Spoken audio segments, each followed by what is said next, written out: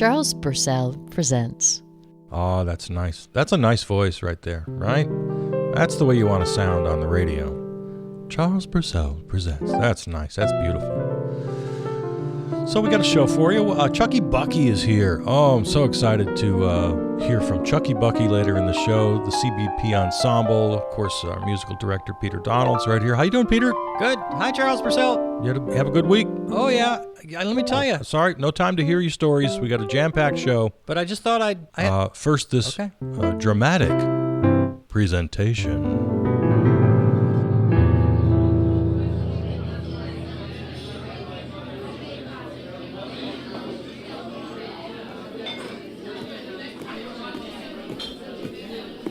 Oh, hey, Brian. Hi, Trev. Having a little lunch, huh? Yeah. Lunchtime. Me too. Well, actually just getting something to go. Well, have a seat. Sure, yeah, I got to go right back to work, but sure, I've got a minute. Great, okay. So, you good? Yeah, sure. Crazy week, huh? What do you mean? Oh, just crazy, like always. The news, politics. Oh, right. Yeah, I'm not really into politics, but yeah, crazy world. What are you going to do, right? Yeah, I guess so. Nothing you can do, right? Just live your life. Well, yeah. Nothing you can do.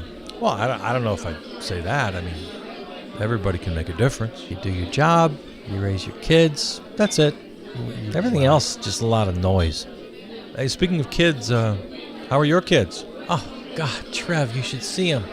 Blake is starting his second year at college, tearing it up, really doing great. What's he studying again? Business management. Going to have an MBA when it's all said and done. Wow. The kid is freaking brilliant. I don't know where he gets it. I mean, I'm no brainiac, I never was. I mean, I always worked hard, and I did okay, but Blake, he's like a genius. Wow. His professors actually ask for his opinion. You know that? Really? Yeah. He's the smartest, brightest, most amazing kid you're ever going to see. I love him so much. Great. He's everything to me. He's the future, Yeah, sure. Well, that's great. He's doing so well. Not well. Great. Fantastic. Sure, yeah. And I love him. Yeah. I love him so much.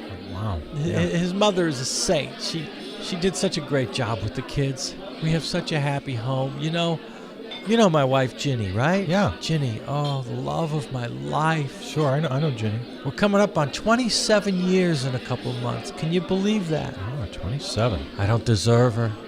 She's so beautiful and so special. There's nobody in the world like Ginny. Yeah, you're a lucky man, Brian.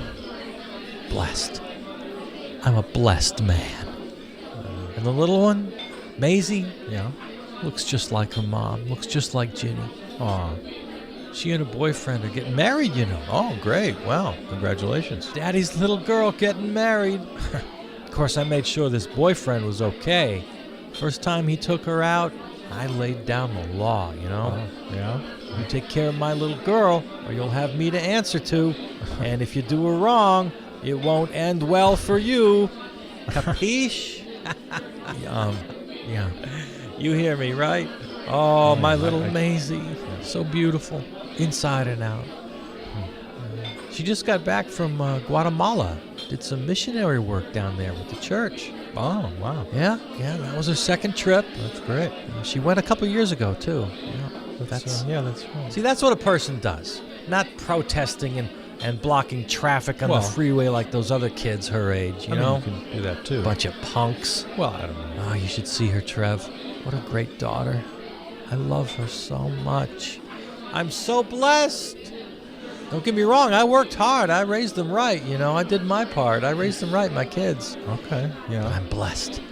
Oh, I'm blessed. Blessed, all right. Blake and Maisie. They're the best kids in the whole world,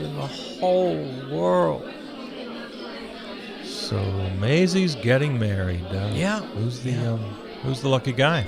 Lopez is the kid's name. Lopez. The guy she's marrying. She met him on her first trip to Guatemala. He's got some family down there. Oh. It's actually where his family is from. Of course, he's not from there. No, he was born and raised right here in America, right here in town, as a matter of fact. Okay. Right side of the tracks, if you know what I mean. Wow. No, he's one of the good ones, you know. I'm sorry? His dad owns some properties here downtown. Yeah, that's great. Yeah, so don't get me wrong, he's American, Well, second generation. I mean, you know me, I'm not prejudiced. I am the least prejudiced person you know. Well, I'm fine with Maisie marrying a Mexican. I'm sorry. I thought you said he was Guatemalan. Oh, right. Yeah. Well, you know, same difference. Anyway, he's a college grad, and he's working for his father, real estate investment stuff, you know. Wow. Now, there's a kid who's going to make some money. Oh, they're quite a couple. Yeah, they're going to have kids right away, build a life, you know, from the ground up. Okay. Jesus. America's a great country, isn't it? I mean, that's what I'm talking about. You work hard, you love your family. Yeah, I guess. You guess. You better know it. Well, it's just that Everybody complaining, protesting, whining about this and that, and Black Lives Matter and whatnot. Get a job, get a life. Brian, These protesters, they're not even people. They're animals. Brian, how can you? This is the greatest country in the world with the greatest freedom and the greatest opportunity. Just pull up your pants and comb your hair and go get a job. I mean, anybody can do it. I did it. Anybody can do it. This is the greatest country in the world. Sure. And then these ungrateful kids, you know, they want to go disrespect the flag and the national anthem. I tell you, before the games, when the anthem plays and the flag flies, and, Oh, I know. and sometimes they have that military flyover, I don't mind telling you, I tear up. My Adam's apple swells up like a walnut, you know? Brian, you know, These kids today, they don't appreciate what we have, what we fought and died for. And they want to kill cops, and they want to take money from good, hardworking people and companies to pay for their socialism. I tell you, they have no idea. I just don't think that They could have it all. They could have it all if they just combed their hair and got a job. Right? Yeah, you said that. I mean, some people have real problems, you know?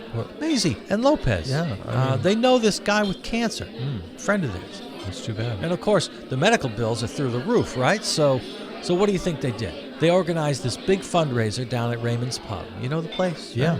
We used to go there all the time when we were Sure. kids. Yeah, I remember. Oh, you should see it now, all built up. The owner's a young guy, just took it over a few years ago. Oh, he's got a big stage and lights, and there's musical acts in there, bands in there all the time. Okay, great. I'm talking really good bands too, you know, like from out of state. Oh, yeah. Anyway, Yeah. he donated the use of his place. They still call it Raymond's Pub. Right. He donated the space for a big concert fundraiser, right, for this kid with cancer. Well, he still sold the drinks and the food, right? He didn't donate that, but the stage and the lights and all the musicians donated their time because this guy with cancer is well known in the community, right? Especially, you know, in the bars. Okay. And he worked with a lot of bands as kind of a sound guy, a roadie, you know, not really a musician, but, you know, really nice guy who hung around. Everybody knows him. So, yeah, they had this big fundraising concert, and Maisie helped organize the whole thing. Oh, good for her. I gave some money, and Ginny made these little chocolate pretzel snack things, all homemade. Oh, you should have seen the kitchen. The whole house really filled with these chocolate pretzels on wax paper, right? Because they gotta dry. Oh, all homemade. Yeah, right. That's great. Oh, we had such a great time at the concert. I mean, it was really fun. It was so much fun. It was a hoot. Wow. See, now that's what you do. You get together and you make a difference. Yeah, well, that's what I was saying. We can all make a difference. Yeah, but you can't do anything by fighting and protesting. And, Well- and for what? For people you don't even know. I mean, I don't know these black kids who got shot by cops, and they're just a bunch of troublemakers anyway, asking for it anyway, Well, right? now, Brian. And all Right. these refugees you see on the news, I don't know them. They're not my problem. And you can't believe what you see on the news anyway. It's just a big show. It's not even real. Wait a minute. No, You want to make a difference in the world, you take care of your own. sure, but Like this friend of Maisie's, the kid with cancer. He's been over to the house. I mean, not lately, but back in the day when he was part of Maisie's high school crowd, you know. yeah, okay. They'd come over to the house. Yeah. We had the pool, right? We had the pool, Yeah, so you all the guys had kids that- liked to come that over. pool. And Maisie was, she was glad to have him. She was so happy. You should have seen her. She played quite the hostess. Yeah. And Ginny would spend the whole day making refreshments and whatnot. And And I'd come home from work then later in the day, and I'd get the grill going for everybody. Get the grill going. Maisie and her friends, they all had such a great time together. That's what I'm talking about right there. You know, that's America. Good friends, good family, good times. And now one of them's in trouble. Yeah. You know, with the cancer, and everybody gets together and helps out. Well, these whiny ass kids today, they have no appreciation. They don't give. They just want to take. Well, I don't know if that's the kid with cancer doesn't want you blocking the freeway with some sign with dirty words on it. But that's not. Why don't you donate some money or some time for your own friends in trouble instead of asking the rest of us for some handout? They want everything for free. Life isn't free. Life isn't fair. The sooner they learn that, the better. So the kid with cancer, how's he doing? Well, you know, he was well enough to come to the concert, so that was great. Everybody was happy about that. They wheeled him up on the stage, and oh, man, not a dry eye in the house. I don't mind telling you, I cried like a baby. You know, you just got to say no to cancer. You know, you got to fight. You got to fight like hell. You got to have strength. That's how he's doing. God doesn't guarantee you another day on this planet. If you want it, you got to take it. You got to fight. And when someone you know is in trouble, you fight for them. That's what we did. But now, what if someone you don't know is in trouble? What's that? What if someone you don't know is in trouble? What do you do then? Well, that's not my problem. They got their own people. What if they don't have their own people? Or what if their people are in just as much trouble as they are? What if? I don't play the what if game. It's not just... I deal with what I see right in front of me. And if everybody did the same, we'd have no problems. I'm not political. I don't care about politics. Politicians, they're all the same. They're all crooks on both sides. Now, everybody just has to use their own common sense and work hard and treat people nice. I mean, that's it. What else do you need? well, you could... What else does anybody need? It's so simple. It's easy. Well, I think it's great you all helped out like that. Damn right it's great. These are the greatest kids in the whole world with great families. Ginny and I know a lot of the parents. We're all in, the same crowd, Yeah. You should come next time. We're always doing something, like next month. Yeah, I don't know. That big annual charity golf tournament my company sponsors. You play golf, right? Not really. I mean, I've played, but... Great event for a great cause. And it is so much fun because, it's not just golf, it's the banquet and everybody gets all dressed up and there's funny speeches. And, we do plenty of horsing around out on the course, during the game. Oh, some things I can't even tell you. You know what I mean? Yeah. You should join us. It's for wounded warriors, I think. Sure. Yeah. Well, maybe. Oh, and talk about tearing up. Every year on the 18th hole, they wheel out some veterans, and man, oh man, I make with the waterworks. I don't mind telling you. It's the most beautiful thing. Yeah. Just thinking about it, I'm tearing up. These guys, they're what it's all about. They're sent straight from God, I swear. We are so blessed. These guys fighting for our freedom, giving up arms and legs and sometimes their lives. We live in the greatest country in the history of man. Am I right? Yeah. I guess. You guess. You know it. You know I'm right. Damn right. You know what, Brian? What, Trev?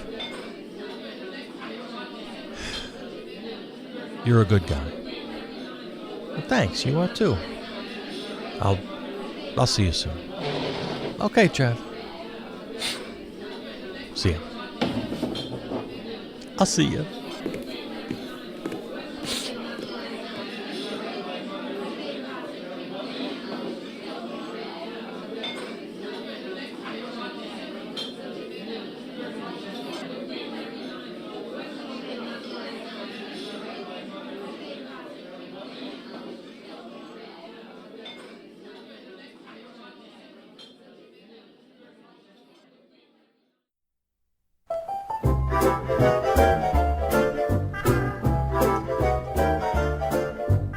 I was once the envy of the neighborhood, young and thin and beautiful and full of ideas. The neighbors would marvel at my dexterity of both body and mind. The world was laid out in front of me, a girl on my arm, and a job I drove to every morning in my green 1971 Mustang Fastback.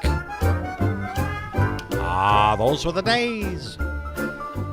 Then I got older and fatter, and increasingly irrelevant to women and to employers. Actually, the timing was perfect because women and employers became increasingly irrelevant to me. I need to make an important clarification. When I said women, I was referring to the need for conquest, sexual conquest. That is a terrible admission on my part, but if I want to be honest, and I do, I once had that selfish need regarding women, whether the natural evolution or devolution of reduced libido, or an advance in wiser, more enlightened thinking, likely a combination of the two. Regardless, I no longer have the need to conquer women sexually. I now find women to be endlessly lovely and fascinating. My attitude toward women and my stream of thought generally has entered a phase of deliberation and care. Not trepidation, but rather a welcome stage of thoughtful, careful consideration, like slowing down to read an especially moving passage. Word by word, sometimes reading aloud, savoring and exploring. I used to speed read through life and relationships, running roughshod over people and ideas alike. Pages, rages, ages, stages. Jeez, mighty. Holy gosh then, right? I don't know. That was pretty dramatic, I'd say. It's your old pal Chucky Bucky here. Haven't seen you, gosh, in a whole... I'm looking at the calendar thinking, trying to remember last time I talked to you guys. It's been quite a while. So, I thought I'd come in and say hello, but I don't know if I can. Gosh, I can't be as dramatic as that guy. That's what I like about this show. He's got some real drama, Gets you like, you're listening and then, whoa, you're like, everything else goes away. You're like, when you get what they call tunnel vision? Sure, you're listening to something good on the radio, you got like the tunnel hearing. Everything else goes away. When I was a kid down in, I grew up down there in Walworth County. I mentioned Wausau earlier, but I was 10 years old when we moved to Wausau, so I remember my earlier memories down in Walworth County there, closer to the Illinois border. Anyway, we'd go to church, right? Because I'm a Catholic. Oh, don't get me even started on the whole Catholic thing. They can just burn the whole damn thing down for all I care now what's going on, right? Sure, but anyway, that's not, we won't get in, well, maybe we will get into it. I don't know. I never know what I'm going to say, right? That's kind of my thing. I don't know what I'm going to say. But what I started to say anyway was when I was a kid down there at St. Peter's, right? What I would do was during the service, during the Mass, right? The Catholic Mass, which if you know, they're really long, and especially in the summertime, it's hot and kind of muggy, and oh boy, you get tired and you get a little loopy, actually. Some people, I've seen, every week somebody faints. At least one or two people faint, especially you get up too fast, right? And you stand in the communion line, because I don't know if you people who aren't Catholics, you don't know. You go to, there's communion, right? That's the wafer. Everybody knows about the little cookie. It's not really a cookie at all. It's a very thin wafer, and it has absolutely no taste to it. It's the tasteless, very thin wafer, and they put it on your tongue, and it just kind of, I was going to say evaporates. That's not the right word. Dissolves is the right word. Sure, it dissolves. Anyway, you get up too fast, and you got to stand in line for a long time, because everybody, the whole dang congregation gets up, and they take turns, of course, but you got to get up and you got to stand in line all the way down that center aisle, like you're the bride going down to get married, right? You're walking down that center aisle, and I've seen many people faint. Sure, it happens. Every summer it happens, no doubt about it. A couple times, at least a few times over the summer, you're going to have some fainters. Anyway, so what was I saying? I forgot now. Oh yeah, Catholic Church, right? So you can get kind of loopy in that atmosphere. It's very it's like I said, it's kind of, especially in the summer, kind of hot, but not even. It doesn't have to be summer anytime. You get so closed in anyway. I'm sorry, I'm taking such a long time to get to my point, but what I'm trying to tell you is, I'm not sure if this is true in all Catholic churches, but it was true in mine that there was a statue of Saint Mary, Mother Mary, the mother of Jesus, right? She's the Virgin Mary. Oops, can't see Virgin. She was up on the left as you're looking up at the stage, and that's what I call it, stage, because it's kind of what it is. It's a big dang show. So up on the left as you're sitting in the audience, right in the pews, up on the left there's a statue of Mary, and on the right hand side of the stage is a statue of Joseph. So you were either on the Mary side or the Joseph side. And you know what's so weird about it is like people who would always sit on the same side, like, oh, I'm a Mary person. Or no, we're a Joseph family. We got to sit on the Joseph side. And you get these ideas like right away, like, oh, we're Mary people and they're Joseph people, so like we're better or they're weird or something. Can you believe it? On the goofiest things like that, people take sides, right? And boy, you come in and maybe it's really kind of full, and the Mary side is full up, and there's a couple available spaces in the pew on the Joseph side, and you don't even want to go there, but it's the only place to go. Oh, geez, now I'm on the Joseph side. What is it? What are people going to think about me anyway? So anyway, these Mary, the Mary statue I never messed with. I never noticed that, but the Joseph statue, Lord Measy Mighty Moni, I got to tell you, talking about feeling kind of loopy in church. I swear to God, I saw that thing when I saw it glow, right? And I would concentrate, right? Those paintings where you can see things that aren't there, but they really are there. But it's all on how you look at it. You got to kind of look through it, right? Or you kind of look, that's and the whole tunnel vision thing made me think of this. I never told anybody this. I kept it a secret because I thought maybe I was crazy or people think I was crazy. But the Joseph statue, right, the one in front, I could make it. We were married people, right? We were married people. We always sat on the Mary side, but I'd look over at the Joseph side, and I swear to God, I could make everything else go dark. While the priest is up there, Father Hickey was his name. Can you imagine that? A guy named with Father Hickey, Hickey, I think it was, or maybe, I don't know if there's an E, but anyway, it was Hickey. You don't like a Hickey you get on your neck? Father Hickey? What the heck kind of name is that? He was kind of funny because he looked and sounded exactly like Charles Nelson Riley. Do you remember that old guy, Charles Nelson Riley? He was... he was like a Broadway actor and just a goofy, funny kind of a guy. And he was always up in the right-hand corner of the panel in the Match Game 75 with Gene Rayburn. Match Game 7. Remember that show? He sat right next to, what was her name? Jack Klugman's wife.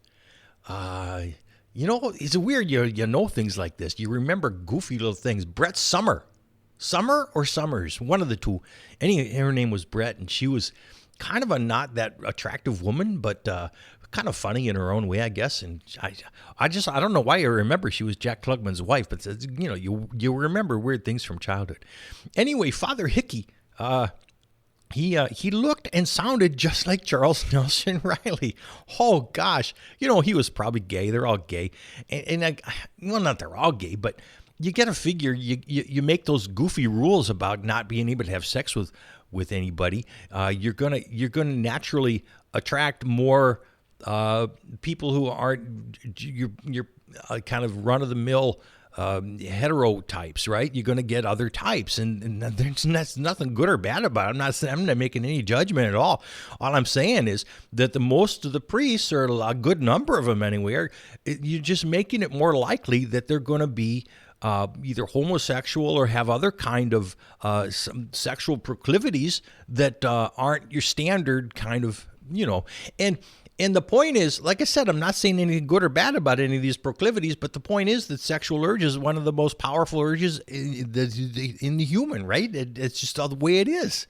So whether you're hetero or pedophile or homosexual or whatever you are, that sexual drive is so strong, right? So what do they think is going to happen when they make these goofy rules and they have all these men in charge, this patriarchy for thousands of years, right? It's nutty crazy that they haven't figured that out. Like, come on, you guys, really? It's just time to burn the whole dang thing down. I'm done with it. I'm so freaking done with the whole thing. But anyway, what was I saying? Oh yeah, the statue of Joseph, I could make it all go dark because the priest is, Father Hickey's going on and on. He's droning on and on about, communism and birth control or whatever he's talking about. God knows only. And so I'm tuning him out. And I'm just looking at Joseph, right? And Joseph and I are just having a moment. Everything else goes dark. Everything else is black. In my view, in my eyesight, in my peripheral, right? And all that's happening is that Joseph is glowing. He's glowing bright. But everything else is dark. And then I see him. His hand moves a little bit, or his mouth moves a little. Never heard him talk. He never said anything to me. I wasn't totally crazy. I kind of figured even then that, even as a little kid, I had some idea that, the mind, the brain can do these things. That's all right. They're optical illusions and all that. So I wasn't too totally freaked out about it, but I had, inkling of thinking, maybe. Inkling of thinking. That's a pretty funny expression. Maybe I'll try to remember that. Inkling thinking. I was thinkling. Hey, that's pretty good. I was thinkling. That's has to have an inkling of a thought. When you have an inkling of a thought, you're thinkling. That's pretty good. I'm going to remember that and use that again sometime. Anyway, I'm looking at Joseph and excuse me. We'd everything else go dark and he'd glow and his mouth would move and his eyes would move and his hands would move a little bit and it was pretty fantastic. So yeah, that's what you can do. The human mind, the human brain is a wonderful thing, and the Catholic Church, it just needs to go away. The whole thing. Just religion in general, it just needs to go away, right? Let's just be done with it. I'm so done with it. It's just way more, I don't know. I don't want to get back into that. That's too upsetting. But anyway, yeah, you get this sort of tunnel vision sometimes and tunnel hearing. And that last guy was pretty riveting, I'd say. I'd be honored if you were, listen to me the way you listen to him. But, you probably had that driveway moment, and National Public Radio talks about the driveway moment when you're listening and you can't turn off. You probably had that driveway moment, right, with that last guy. But then I started talking. You're probably not listening now. I'm probably talking to thin air because you're already... You already turned off and you're off taking your groceries into the house and getting on with your day, right? Okay, so anyway, this is Chucky Bucky, and I always love talking to you, and we'll do it again real soon. I'll try not to make so much time pass before I come back and say hello again, all right? So, all right, then you take care of that, all right? So long.